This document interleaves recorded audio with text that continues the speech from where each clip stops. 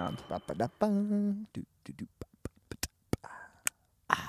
Perfect. PLTR, Palantir. Ah, This is going to be... we've talked about this before. We have talked about this before. This is going to be a part 2 of what we've talked about before. Which episode did we talk about this on? We talked about this in episode 1. It was our Really? very first... Sitting on the roof. It was our very first... We were looking at each other. segment. We were looking at each other. It was a Oh, little bit of a wow. weird vibe. We don't actually like looking at each other And now. you were in the Christmas.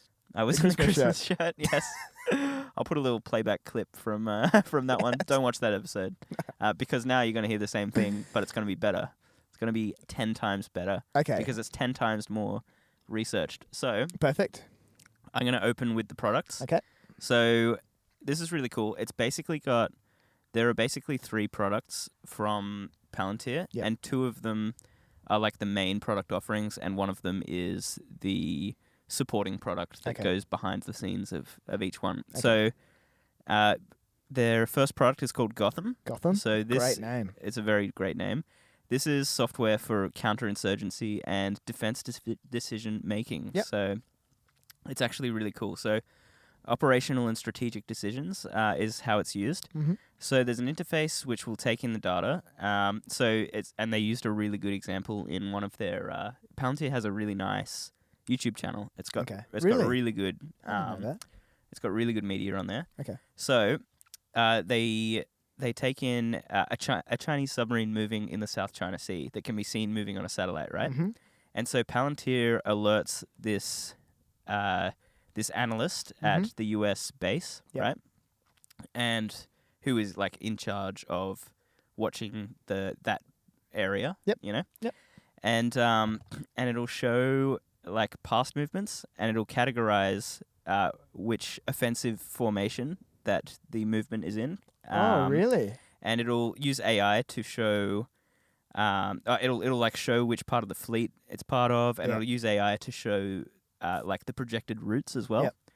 and calculate the kind of most dangerous routes. So in this Yep. scenario, in this modeled kind of scenario, Mm-hmm.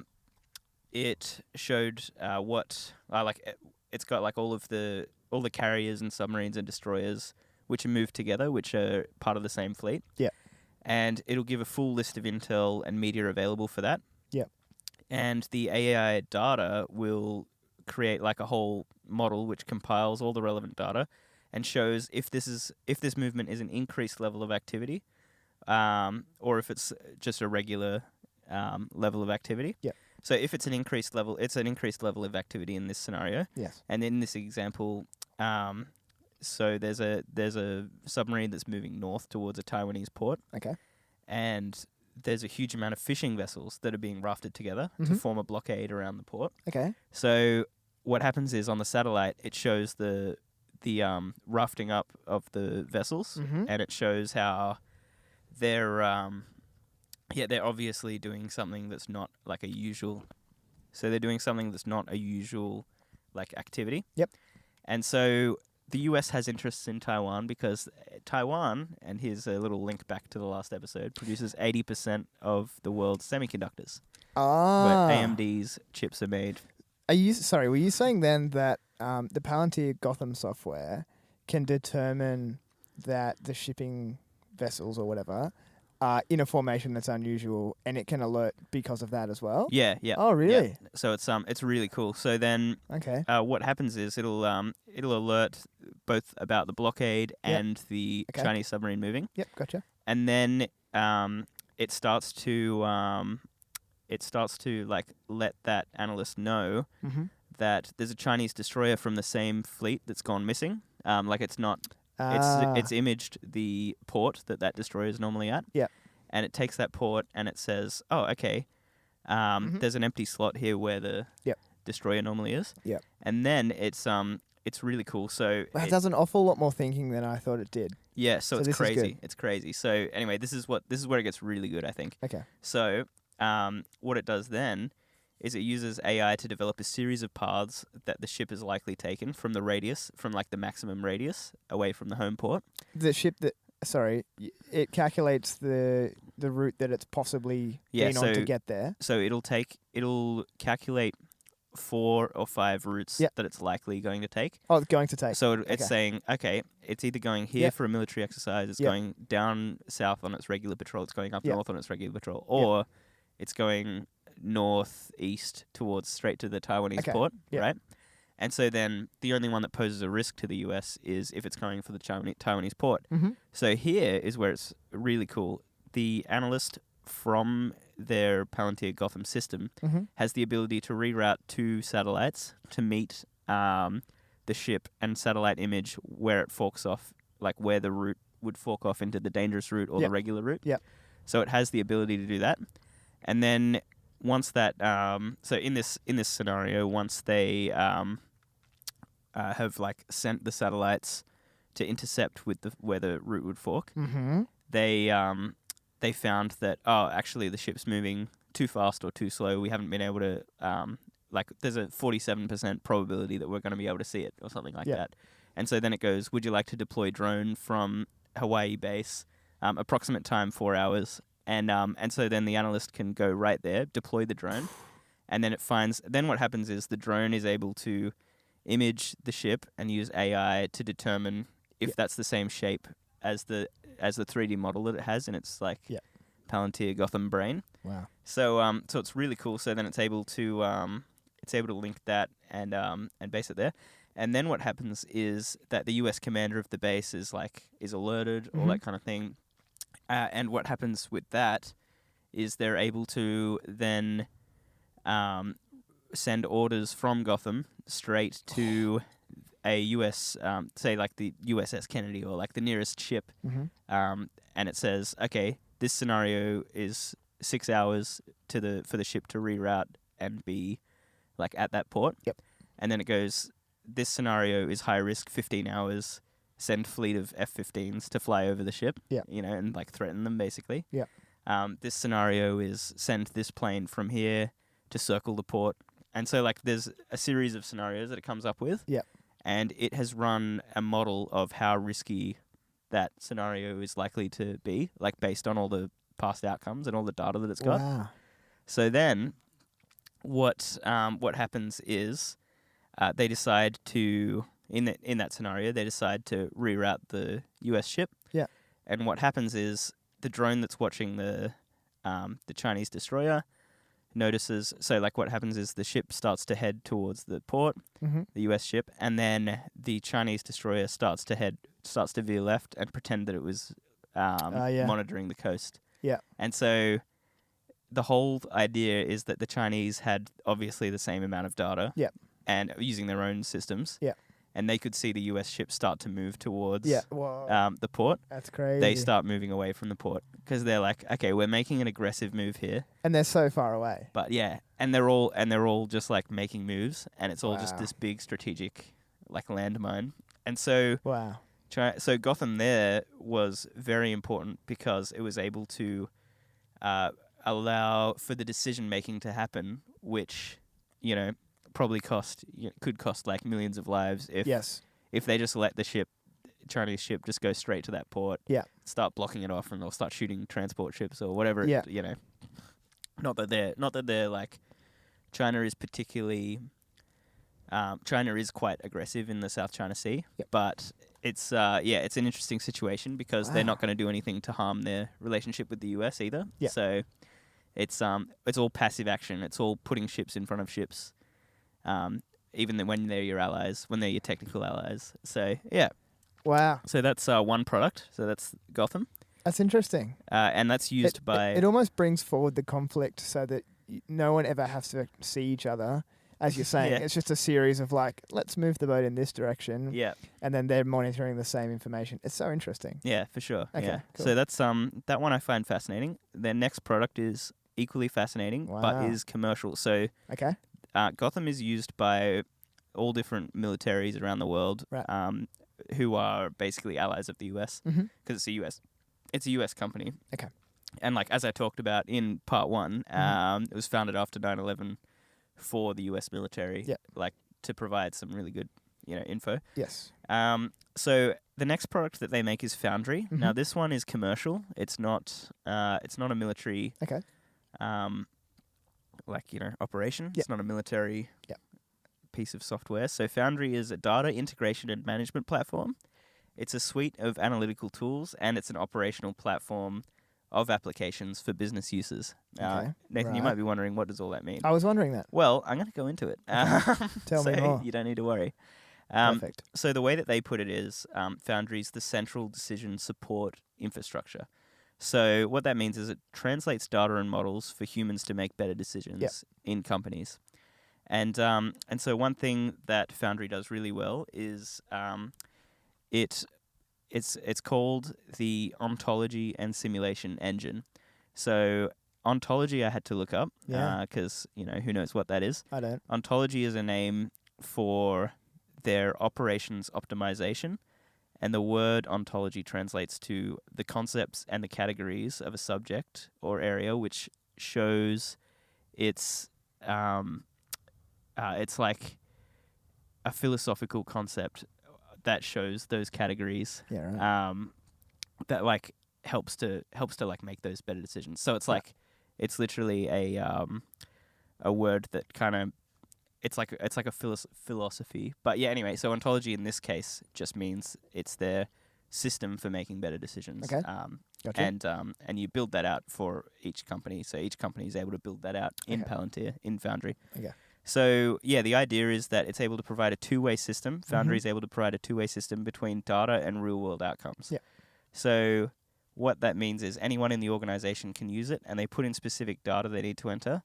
And then the system can then feedback and optimize the data in a way that helps each end user make the operational decisions. Yeah. So factory, plant operation sensors, the back end of finance, the logistics, the workflow, the data flows through and it's collected and organized in Foundry. And then it ultimately shows how each process goes from start to finish in a manufacturing operation. Right. So one way that that's shown is it'll take this is this person's process. So this person on the factory floor does paints this door or does this. Yep. And then it goes to the next part where if it's a car or whatever, attaches the door to the body, and then the next part is the chassis is made, and so like there's a full flow chart of outcomes basically. Yep. So yeah, that's a really interesting one. So I assume the setup time for this would be a little extensive. So I don't like. Palantir would have to come in, meet with the company, basically consult with them for a while, understand how the process works, create all of this sort of information for it to then be able to make these decisions on, right? Yeah, definitely. Yeah, So right. I reckon it would be so expensive. Yeah, it's quite crazy. So a real world use is a factory. So someone on a factory floor has uploaded an accidental oversupply of finished goods. Okay. The goods have been finished months ago and not been accounted for. The supply chain analyst is then able to use Foundry to see the finished goods that are about to expire, and then they flag the goods as a sales opportunity and notify a sales manager, who can then discount the goods and provide and like prevent them from expiry and sell them to the end customer. Yeah. So another really good use, and like one thing that they can do there as well, they can start to like partially fulfill orders. The supply chain analyst can partially fulfill, send an order to, and it integrates APIs with emails and all different logistics systems that are tracking orders and all that kind of thing. So it can API, and so the end user or like the people that are fulfilling orders don't even have to use Palantir. They just get an email from Foundry which says fulfill 70% of this order. Yeah. If they work best with emails, if they work best with phones, it can literally like call them and say, do this, do this much. So it's a fully like it's got endless APIs basically that plug into it. So yeah, they can also use it to reallocate stock from different warehouses. Yep. And a great use is the no-code supply chain control tower. So that's where they're looking at a full map of all of the different distribution centers, and it can automatically apply customers to it'll assign customers to a distribution center. Yep. And they can literally see a full map of where the goods are going and optimize that So it's pretty cool. So it's a no-code solution with like thousands of use cases. Yep. They can add people to tasks, schedule cargo flights, add a new level of authorization for a certain process. They can assign automated alerts for certain actions. Mm-hmm. If certain things happen. It's very clever. Wow. And it can connect with it can connect with bank accounts. It connect with financial systems. It basically plugs into everything and interfaces. It can even interface with a machine control system, which means that if someone who's in America needs to start up a machine in Europe, Mm-hmm. And start a manufacturing process, and no one's there, they can API into the back end of the machine Dang. and start using We the suggest machine. you do this. Would you like to do it? Yes. Yeah. Starts it up. Yeah, and you can start up a machine, start Yeah, right. manufacturing. So yeah, if you don't have any staff in your factory, Yeah. and you have literally it's the beginning of really clever. It's a good system. Let's say that. Sick of saying that. Yeah, so there's a huge amount of automation that can happen in factories. Like I can see that being very, very useful. Yeah, absolutely. So their third product I'm going to talk about Yep. is Apollo. Okay. So Apollo, from what I can tell, and this one's definitely the most complicated, Okay. Apollo is the server system behind Foundry and Gotham. So Oh. in a typical scenario, Yep. a company can operate using Amazon's AWS servers Yep. or Microsoft Azure, Yep. or some other cloud-based service, right? Mhm. But Palantir actually is made for military applications and that Mhm. kind of thing. So they have to be able to run when they're in the middle of the sea on a submarine, or running a drone operation in Afghanistan with Yep.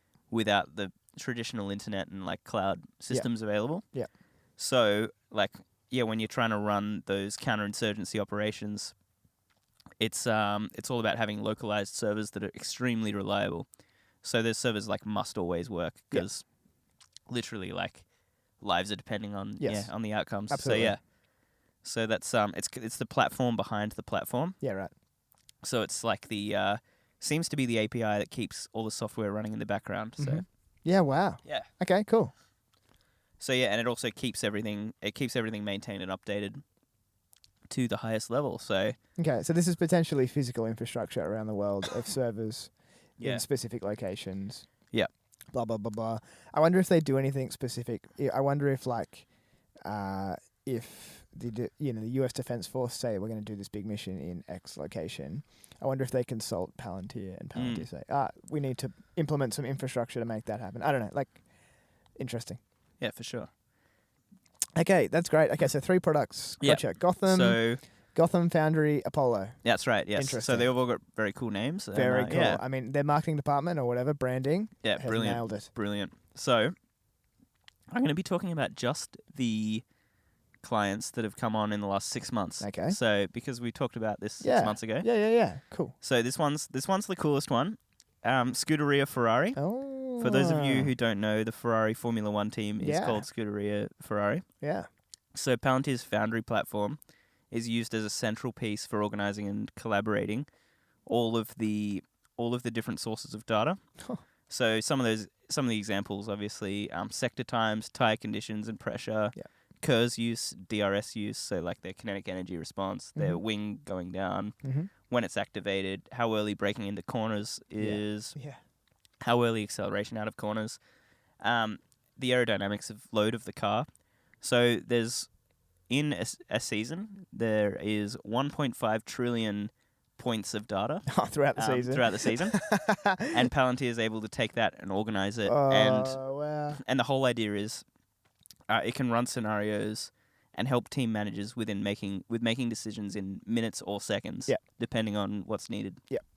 So yeah, one thing that's really cool is it's able to provide that data for the end user in the specific way the end user needs it in a very short amount of time. Yeah. So it's all of those things. Wow. And it's a really cool partnership. That's sick. Next partnership is this one I don't know how to say, and I'm gonna butcher it. It's a French company. I should have looked it up, but don't worry. So Faurecia, which is a French automotive parts manufacturer. Faurecia. So- Faurecia. Faurecia. Faurecia. Faurecia. Ah, except, Faurecia. except it's not Italian, it's French. So they make vehicle interiors and emissions control technology, Okay. and apparently they're the 9th largest automotive parts manufacturer in the world. Nice, so- largest automotive parts manufacturer. Okay. Yeah, so pretty cool. So Palantir has entered into a 6-year contract to build Foundry on top of Faurecia's current Really? IT portfolio, and that'll help Okay. with raw material consumption, R&D competitiveness, Yep.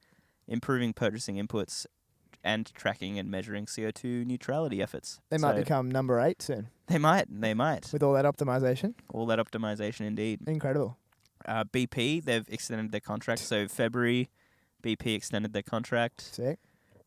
They're going for another 5 years, and they're assisting BP's digital transformation, Oh, yeah. and they've already helped with operations management, asset allocation, strategic planning, and procurement. That's cool. So, yeah, the specific way that Palantir has been doing it in the last year has been optimizing wind farms, building electric charging networks, solar generation, and rolling out all of their environmental, sustainable government stuff. So, yeah, Oh, yeah. Okay. pretty cool. That's cool. Next up, we've got Rio Tinto. Rio Tinto. So they've Okay. signed on for multi-year use. So most of these say how many years. This one Yeah. just says multi-year. Okay. So more than 2, probably more than 3. Who knows? Okay. And their whole idea here was to create a single source of truth for operational and transactional data. Right. The next new client is the Electric Grid California, the Pacific Gas and Electric Company. Okay. So that's going to be managed by Foundry to inform asset risk and investigate outages. That's cool because across they've had the- some problems there. Hey. Yeah, well, it's mostly been Texas, but Okay. that'll be the California grid Okay, gotcha. that they're doing. Okay. But yeah, pretty cool. Fujitsu, this is the first Oh, yeah. Japanese client, and it's a 1-year, $8 million contract. Nice. The next one is 3M, which is a conglomerate that does a bunch of things from healthcare to personal protective equipment. Yeah. And they'll be using Foundry, and they make 10,000 different products. Yeah. So- I believe it. Pretty cool. So yeah, Interesting. you've probably seen the red 3M Yeah, it's logo. everywhere. Yeah. Yeah.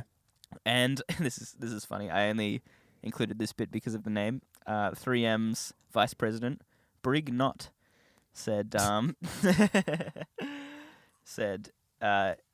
in an increasingly complex world, the success of our business depends on the ability to respond quickly to changing facts on the ground. Wow. So that's a response to Well said. Palantir. Yep.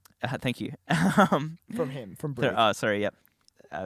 Thought we were complimenting me, but anyway, our next one is the UK NHS vaccination rollout. Okay. So military specialists used That's smart. Palantir to create an optimal location for vaccination That's cool. within 10 miles of home for the top 4 out of 10 priority groups. Yeah.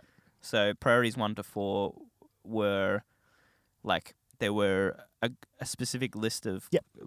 factors. Yep. So there was old, Yep. there was people with immune system Yes. diseases, all that kind of thing. Yep. So the whole idea was to create the vaccination centers in the optimal locations Yep. that served all of those people. Dang, that's great. So they used this system to set up 1,500 vaccination centers. Yep. With 30,000 NHS workers. NHS is the National Health Service in the UK, Okay. and 100,000 volunteers. So yeah, it was a pretty good optimization there. Yep. The IBM partnership. This is a big one. Oh. So on the 8th of Feb, Palantir partnered with IBM to Mhm. merge, and this sounds like, from what I can tell, this is an IBM product Okay. that Palantir will be making, Okay. basically. So they're merging hybrid cloud, artificial intelligence, data processing, and operational technology into a new enterprise offering. So the difference between this and Palantir's current products is how they simplify the cloud aspect of the product, Mm-hmm. and using IBM's resources to consolidate the data in the cloud services, which is very clever. Yep. So the solution is called IBM Cloud Pak for Data. Okay. And the offering will be a no/low code for deploying AI applications to process data effectively. Yeah, cool. So That's pretty sick. that's pretty cool. It's almost like they're licensing some of the technology or something, but I don't know. Yeah. And well, that one's called a partnership rather than Partnership. Okay. rather than Gotcha. Gotcha. Okay. Rather than a client. I see. But we're on to our last 2 new clients. These are all new clients in the last 6 months, which Wow. is really cool. So it's a big bull case for Palantir. Yeah. So the next one is the FDA, the Food and Drug Administration. Yep. Palantir won the contract to power the drug review and inspections. Oh. So this is a 3-year contract worth $44 million. Wow. So that's pretty cool. That's great. And the next one, this is a heaps funny name. It's Akin Gump Strauss Hauer and Feld LLP. So this is a legal firm. Okay. So I think it's a really big law firm. Yep. And they have a product called RegSpot, which Mhm. will plug into Palantir's Foundry Mhm. and be a new legal digital services program. Oh. So it's pretty cool. That's great. So the whole point of this is to allow software-driven solutions to apply these to complex legal and compliance processes. Oh, wow. So Tom McCarthy is head of Akin Gump's international trade practice. Okay. Akin Gump is the name of the company. Don't laugh. How unfortunate. Sounds like a skin disease. It sounded like a little bit of a Forrest Gump thing. I thought it was a joke name, but it's very legit. So he said that the tools help provide an auditable process that promotes consistency, reduces human errors, and serves as a record-keeping tool to demonstrate a company's compliance efforts. Yep. So it's cool that they're able to do that in the compliance space. Yep. So it's pretty good. That's great. I'd like to go over the quarter 1 results next. I'd like that'll you be to my do that. next. That'll be my next segment. Please do. Starts to get a little financial, but Okay. don't worry, I've got a section called financials as well, so that's where it gets really financial. If you're worried about it not getting financial enough, you know. Okay, great. So the quarter 1 year-over-year growth Mhm. was 49%. So that's the quarterly revenue. Revenue okay. So the quarterly revenue went from 229 million to 341 million. For Q1. For Q1 versus 2020, Q1. 2021. Yeah. Okay. And the US revenue grew by 81%. Oh. The total government revenue grew by 76%. Okay. And the US government revenue grew by 83%. Gee. So there's pretty massive growth there. Yep. There was a 76% increase in duration-adjusted commercial deal value, which meant that there was 76% more value obtained through those existing clients when you adjust it for the duration of the contracts and all that kind of thing. So yeah, 76% is a great increase in value. Yep. 117 million in quarterly operating income, which is up from negative 16 million in the last quarter 1 2020. Really? Now that's an adjusted operating margin of 34%. So for the quarter, that's pretty good. Wow. And quarter 1 2021 ended with 2.8 billion in remaining deal value, which is up 40% year on year. In remaining deal value. So all of the deals that they've done, all of the contracts that they've signed and put in place, currently have 2.8 billion worth left to go. Oh, I see what you're saying. Yeah, so they're not billed yet, Uh-huh. but that's what's contracted and in place. Yep. So that's up 40%, which is great. Wow. There's 15 deals that Palantir has that are worth more than 5 million. So they've got a low amount of, they don't have that many clients, but it's very enterprise. Mm-hmm. The average contract duration is 3.7 years, which is pretty good. Yep. And revenue per customer has gone from 6.3 million last quarter 1 to 8.1 million. Wow. So an increased spend of 29%. Yep. And expected quarter 2 revenue growth is set to be 43%. Wow. Or 360 million for the quarter. So that means that once we move into the real financial bit, this is my real financial section. Okay. Annual revenue for the last year has been 1.2 billion, and their loss has actually been 1.2 billion. So it's a negative 100% profit margin, but the fact that this quarter has been profitable is pretty cool. Okay. So they're So it could be a turning point. starting to turn around. Okay. Also, consistently higher revenue growth. So there's a huge spend on that. Mm-hmm. They're always signing on new clients, and a profitable quarter one. Mm-hmm. In terms of valuation, their current price is $21.81. Okay. So the market cap is $40 billion. Yep. So that puts the price to revenue ratio at 33.9, Mm-hmm. which doesn't seem too bad. Okay. It's hard to know. And if we take this quarter's earnings of 117 million and times that by 4, Mm-hmm. it would mean an earnings of 468 million, Mm-hmm. a PE ratio of 87, which I don't think is bad for something that's growing at 49% Yep. Per annum. So Mm-hmm.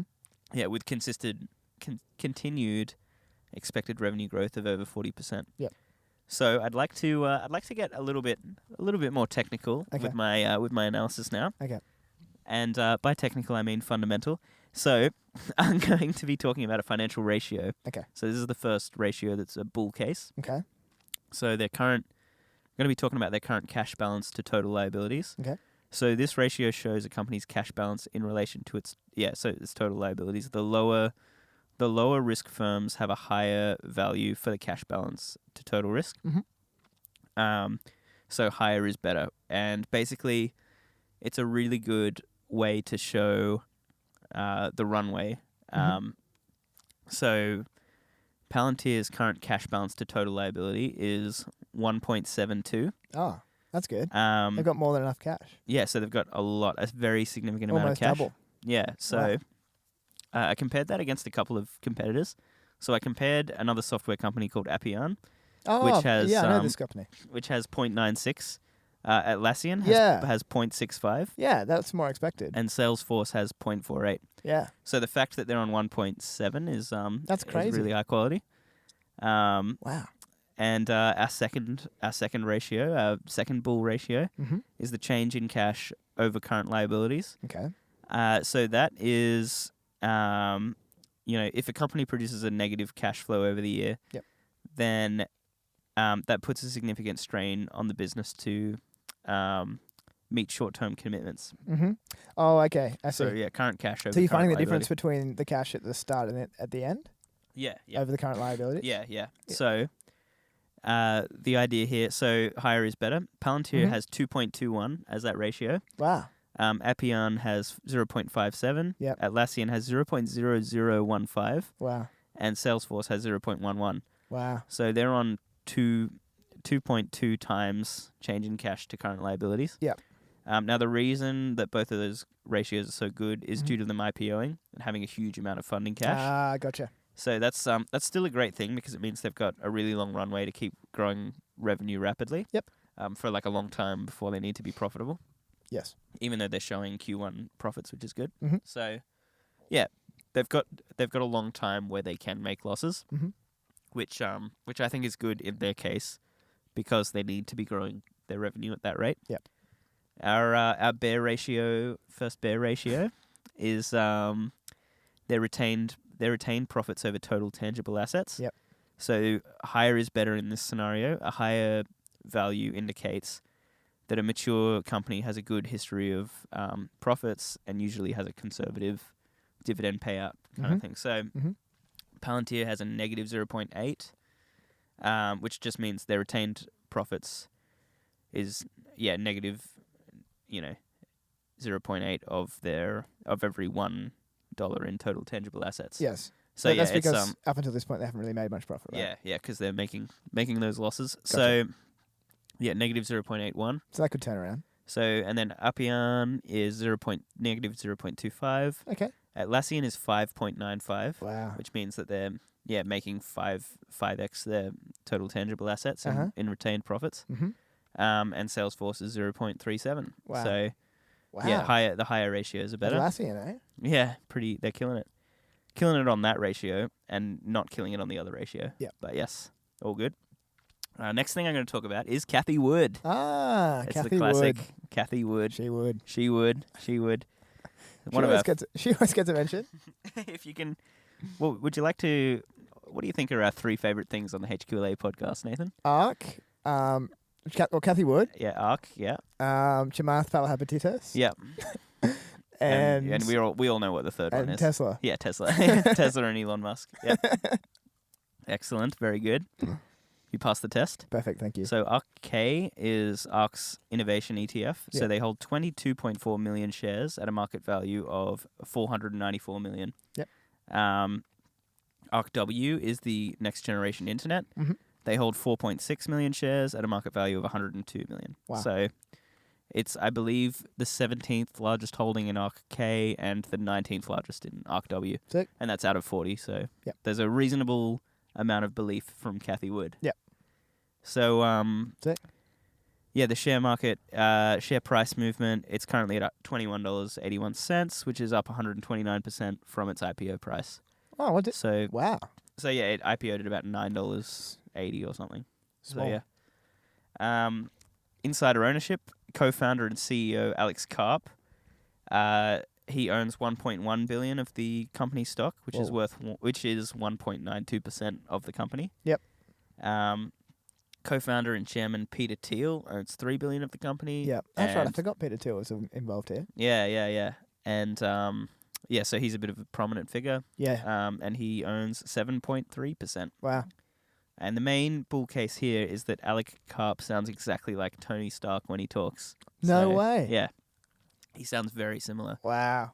So yeah, it's that Okay. it's that eccentric That paired with all the product names and stuff like that. yeah. Man, what an epic company. What a very good company. So Didn't I need really those like ratios. I don't know what the point of the it. ratios Yeah, was. don't worry about the ratios. Yeah, we'll cut that bit out. Don't need to worry about that. So yeah, I like it. I'm bullish on it. Yeah, I'm more bullish on it now. If that makes you feel any better, I'm a lot more bullish on it now. You've after improved. this segment. Yes, improved the segment. You've improved my knowledge. Yes, thank you. So yeah, I really like it. It's I think it's my fourth largest Is it? holding. Oh. So yeah. What's above that? I think the Trade Desk, Square, Trade Desk, Square. and Tesla. Tesla. So yeah. Sick.